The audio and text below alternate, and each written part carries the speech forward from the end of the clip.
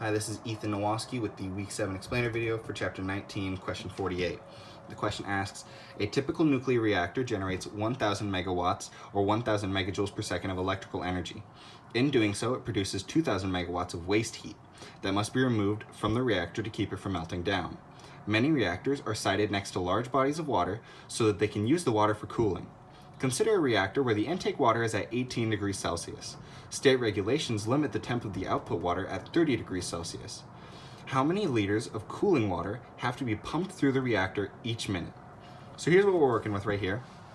We have our reactor, which creates 1,000 megajoules per second of the electrical energy, and for each 1,000 megajoules per second of electrical energy it creates 2,000 megajoules per second of this waste heat or waste energy that needs to be eliminated through the use of this water coolant system that we need to find out how much water needs to be pumped in per second.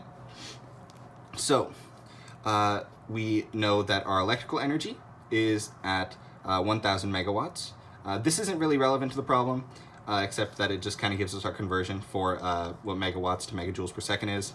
And then we have our waste energy, which we actually want to consider, which is 2,000 megajoules per second, and that's the amount of energy that we want to eliminate using our water coolant system.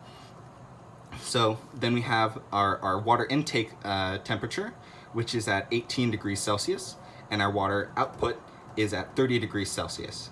So from those two values, we can find that our change in temperature while the water is pumped into our nuclear reactor is 12 degrees Celsius. So it gets pumped in, it heats up 12 degrees Celsius before it gets pumped out.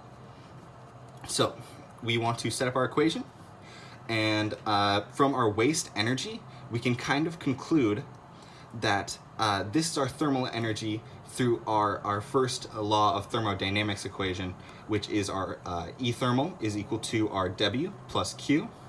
In situations like this, the lab book tells us that the macroscopic work of the system is 0, so we can actually kind of eliminate the work right out. And so we get our Q, which would be analogous for our waste heat, is actually our waste energy, is actually our thermal energy, sorry. So we get that our Q is equal to our thermal energy, which is equal to our 2,000 megajoules per second.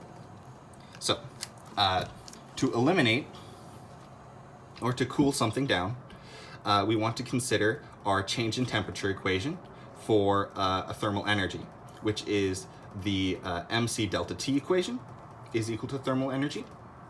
And we want to do this because if we look at how much we want to cool in terms of energy, we want to know how much the mass, we want to know, we have the conversion for how much the substance will heat up, and we have the temperature of how much the substance will heat up.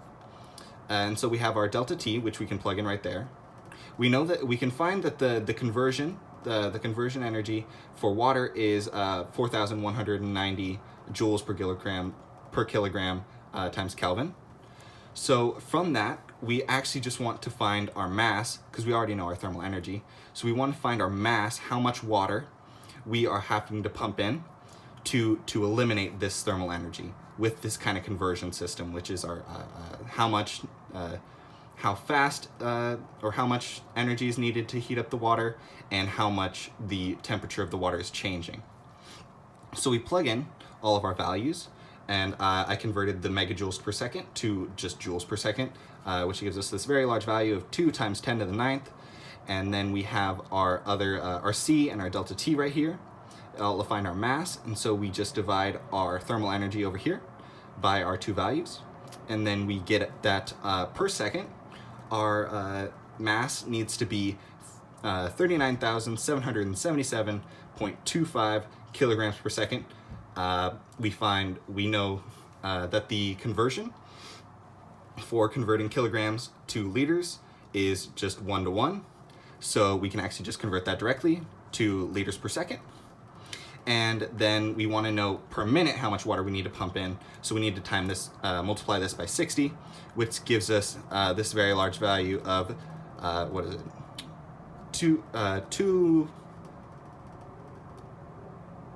2,386,634.85 liters per minute. So that's the actual value of how much water we need to pump in to our reactor each minute just to cool down this waste heat that is being produced, which is a large number for the amount that of water that we need to cool this. And water is actually a pretty good coolant system if we compare it to the other liquids or substances that have a conversion. So even with this high conversion value for water, we're still needing a lot of it. We're needing a lot of the liters per second to eliminate this very large value of energy. So that's the final answer for this question of how much water we need to pump into our reactor to cool it down and keep it from overheating. Thank you.